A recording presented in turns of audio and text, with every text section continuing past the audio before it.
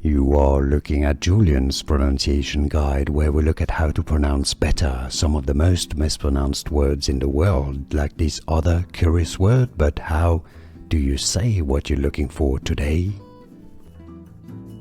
We are looking at how to pronounce this word and more confusing vocabulary too many people get wrong in English. Stay tuned, loads to learn here. In British English it's said as perennial. Perennial. Stress on that A syllable. In American English, the first syllable is pretty much skipped and you go as perennial, perennial. Yeah, perennial or perennial. It's easy.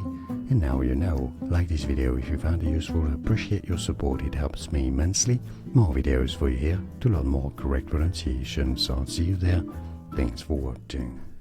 Here are more videos on how to pronounce more confusing words and names too many mispronounced. Like this video if you found it useful. I appreciate your support. I'll see you soon and thanks for watching.